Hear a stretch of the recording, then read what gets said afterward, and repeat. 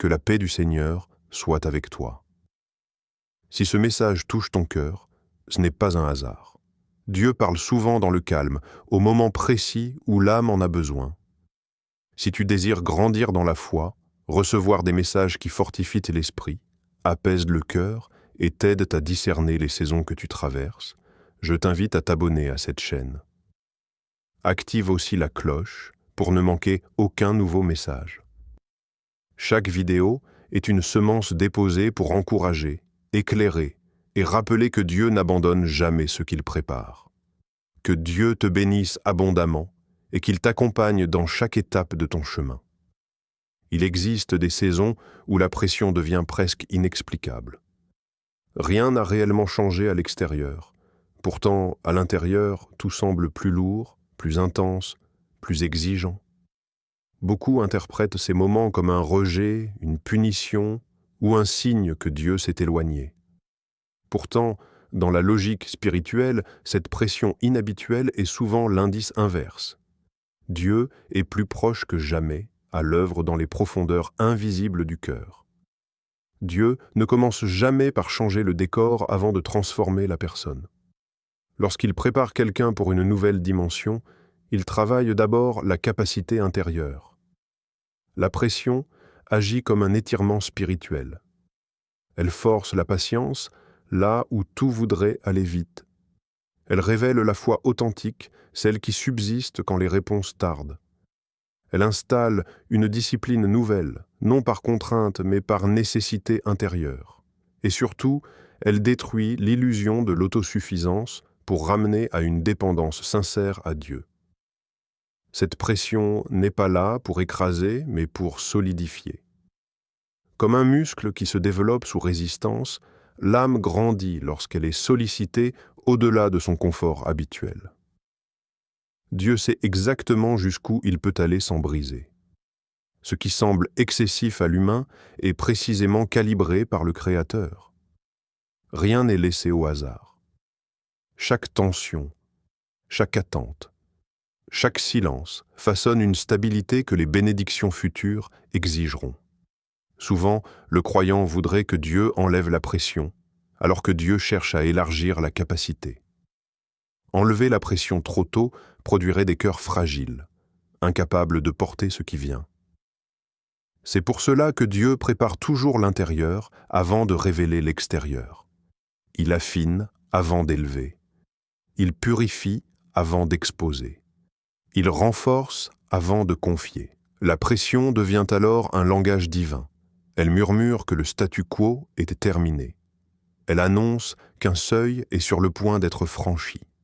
Elle signale que Dieu construit une fondation capable de supporter une grâce plus grande sans s'effondrer sous son propre poids.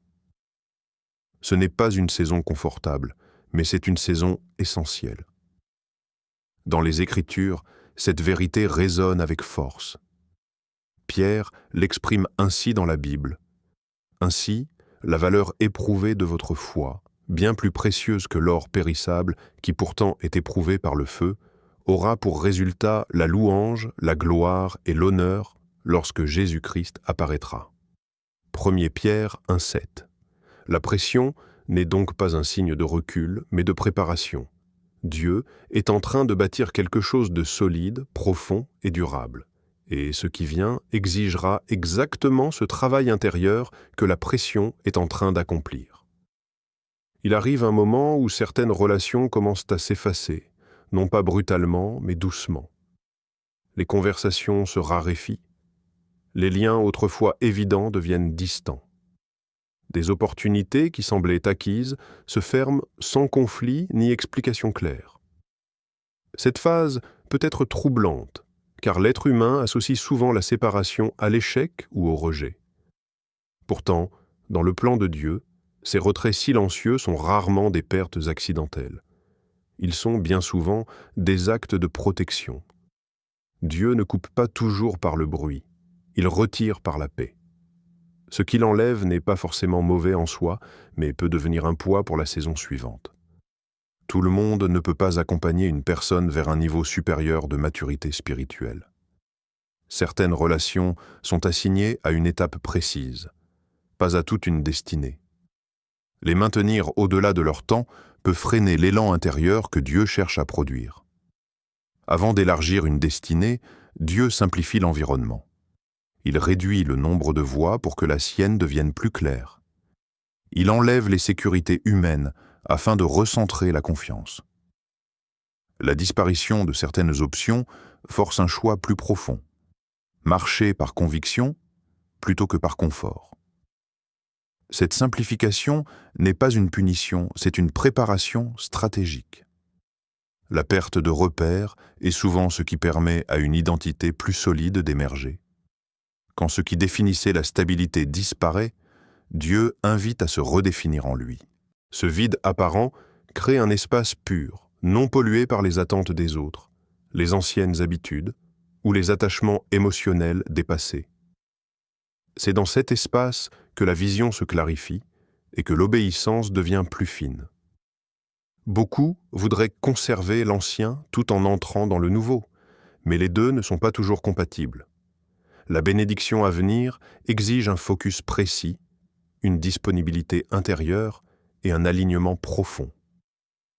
La dispersion affaiblit la portée spirituelle. Dieu enlève ce qui distrait non par cruauté, mais par amour. Il protège ce qu'il prépare.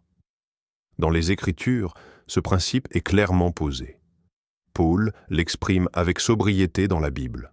« Une chose que je fais, oubliant ce qui est en arrière et me portant vers ce qui est en avant, je cours vers le but pour remporter le prix de la vocation céleste de Dieu en Jésus-Christ. » Philippiens 3, 13 à 14.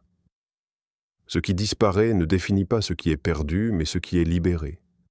Dieu nettoie le terrain avant de bâtir plus haut, et ce détachement progressif est souvent la preuve que la prochaine saison demande plus de clarté, plus de profondeur et moins de compromis avec le passé.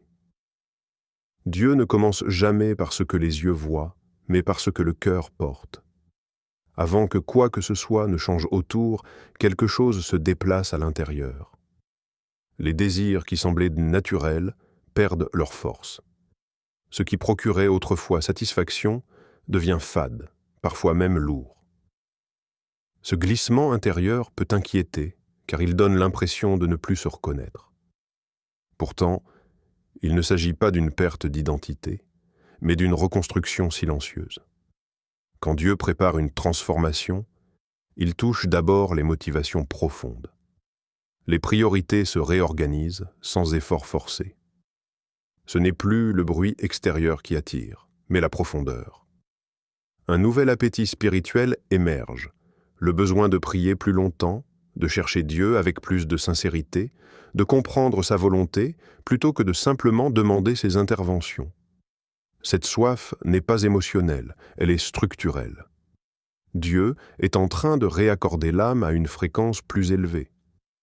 Ce processus ressemble parfois à de la confusion, mais il s'agit en réalité d'une reprogrammation spirituelle. Dieu désinstalle ce qui n'est plus compatible avec la saison à venir. Il réécrit les réflexes intérieurs, les réactions, les attentes. L'ancienne version de la personne ne peut pas porter la nouvelle dimension sans s'effondrer. C'est pourquoi Dieu ne précipite jamais l'extérieur tant que l'intérieur n'est pas prêt. Dieu prépare toujours l'identité avant la destinée. Il façonne l'être avant de confier le faire. Une situation peut changer rapidement, mais un cœur nécessite du temps pour être élargi, purifié et stabilisé. Une bénédiction reçue avec un cœur non préparé devient un poids, une source de stress ou même une chute. Ce que Dieu donne est bon, mais seul un cœur transformé peut le porter avec paix et maturité. C'est pour cela que certaines prières semblent différer. Dieu n'est pas en retard, il est en train d'aligner. Ce travail intérieur est la preuve que le changement extérieur approche. Quand les désirs changent, la direction change déjà. Même si rien ne semble encore bouger à l'horizon, la transformation a commencé au niveau le plus important. Les Écritures confirment cette vérité fondamentale. Dans la Bible, le psalmiste exprime cette œuvre intérieure. Crée en moi un cœur pur, ô Dieu, renouvelle en moi un esprit bien disposé. Psaume 51, 12. Dieu transforme la personne avant de transformer la situation. Ce qui se passe à l'intérieur aujourd'hui déterminera la stabilité de ce qui apparaîtra demain. Et ce changement silencieux du cœur est souvent le signe le plus sûr qu'une nouvelle saison est déjà en marche. Il existe une loi spirituelle souvent ignorée. Lorsque l'obéissance devient sérieuse, la résistance augmente proportionnellement. Tant que la foi reste superficielle, l'opposition demeure limitée. Mais dès qu'une personne s'aligne réellement avec Dieu, qu'elle décide de marcher dans la vérité, la discipline et la consécration, les attaques deviennent plus visibles, les distractions se multiplient, les tentations se raffinent, les oppositions surgissent parfois de là où on ne les attendait pas. Ce phénomène n'est pas un hasard. Il est spirituel. L'ennemi n'investit jamais son énergie dans ce qui est sans valeur. Il attaque ce qui porte un potentiel, une influence, une destinée. L'intensification de la résistance est souvent la preuve qu'un seuil a été franchi intérieurement. Là où il n'y a aucun combat, il n'y a généralement aucun enjeu spirituel. Cependant, cette opposition n'a pas pour but principal de détruire. Dieu ne permet jamais une attaque sans y avoir placé un potentiel de croissance. La résistance devient un outil de formation. Elle révèle les zones fragiles, affine le discernement et apprend à dépendre de Dieu avec plus de maturité. Ce que l'ennemi envoie pour affaiblir, Dieu l'utilise pour fortifier. La lutte devient alors un entraînement spirituel. Chaque tentation résistée développe une autorité intérieure. Chaque distraction surmontée renforce la clarté. Chaque opposition traversée solidifie la foi. Dieu forge la stabilité avant d'accorder l'expansion. Sans résistance, il n'y a pas de profondeur. Sans combat, il n'y a pas de muscle spirituel. Beaucoup demandent à Dieu d'enlever la lutte, alors que Dieu cherche à construire la capacité à tenir ferme. La victoire future nécessitera une endurance que seule l'épreuve peut produire. C'est dans ces saisons que l'identité spirituelle se consolide. Ce n'est pas la facilité qui prépare à la destinée, mais la fidélité sous pression. La Bible établit clairement ce principe. Paul l'exprime avec précision. Revêtez-vous de toutes les armes de Dieu afin de pouvoir tenir ferme contre les manœuvres du diable. Éphésiens 6:11. Là où il y a combat, il y a appel. Là où la résistance s'intensifie, la destinée est en train de se rapprocher. Ce n'est pas un signe d'abandon, mais une confirmation que quelque chose de significatif est en jeu. Dieu utilise la lutte comme une salle d'entraînement pour la gloire à venir. Dieu ne révèle presque jamais toute la gloire d'un coup. Avant les grandes percées, il sème des signes discrets, presque modestes, mais profondément intentionnels. Ce sont de petites victoires qui passent parfois inaperçues si l'on attend uniquement des bouleversements spectaculaires.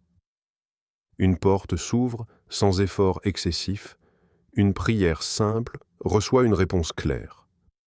Une paix nouvelle s'installe là où il n'y avait auparavant que de l'inquiétude. Ces détails ne sont pas anodins, ils sont des confirmations divines. Ces petites victoires ne sont pas encore l'accomplissement total des promesses, mais elles en sont les avant-goûts. Dieu rassure le cœur avant de transformer la réalité. Il confirme la direction avant d'accélérer le mouvement. Chaque petite avancée agit comme une pierre posée sur le chemin, rappelant que la route est juste, même si l'horizon semble encore lointain. La sagesse de Dieu se manifeste dans cette progressivité. Une bénédiction trop rapide peut écraser une foi encore fragile. C'est pourquoi Dieu prépare l'âme à recevoir en la fortifiant, étape par étape. Les petites victoires construisent une confiance durable. Elles enseignent la reconnaissance, la patience et l'espérance stable, non dépendante de l'immédiateté. Ces confirmations ont aussi un rôle intérieur. Elles apaisent le doute, réduisent la peur de se tromper et redonnent courage quand la fatigue s'installe. Dieu montre juste assez de lumière pour avancer sans révéler tout le chemin. Il appelle à marcher par la foi, mais jamais dans le vide total. Chaque signe est un murmure céleste. Continue, je suis là, je travaille.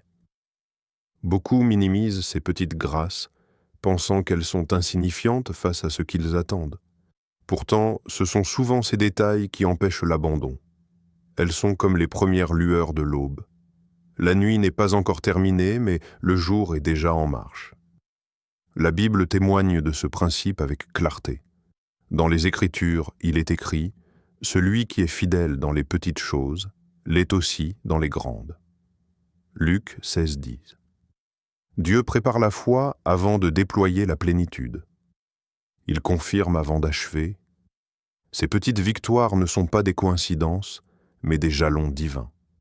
Elles annoncent que ce qui vient est réel, proche et parfaitement orchestré. Seigneur Jésus, merci pour ces saisons de préparation, même lorsqu'elles sont inconfortables et silencieuses. Apprends-nous à reconnaître ta main dans la pression, les séparations et l'attente. Travaille nos cœurs avant de changer nos circonstances. Épure nos intentions, fortifie notre foi, et rends-nous fidèles jusque dans l'obéissance cachée. Même quand nous ne voyons pas encore, nous choisissons de te faire confiance. Conduis-nous pas à pas vers ce que tu as préparé. Comme l'Écriture le rappelle, celui qui a commencé en vous, cette bonne œuvre la rendra parfaite. Philippiens 1:6. Amen. Que ce message demeure dans ton cœur et t'accompagne au-delà de cette vidéo. Si tu traverses une saison de pression, de silence ou d'attente, souviens-toi que Dieu n'est jamais absent. Il prépare, il façonne, il fortifie. Garde la foi, même quand tout ne fait pas encore sens. Dieu travaille souvent dans l'invisible avant de se révéler au grand jour. Que la paix de Christ remplisse ton esprit, que son amour affermisse ton cœur et que son esprit te guide pas à pas. À très bientôt pour un nouveau message. Que Dieu te bénisse abondamment.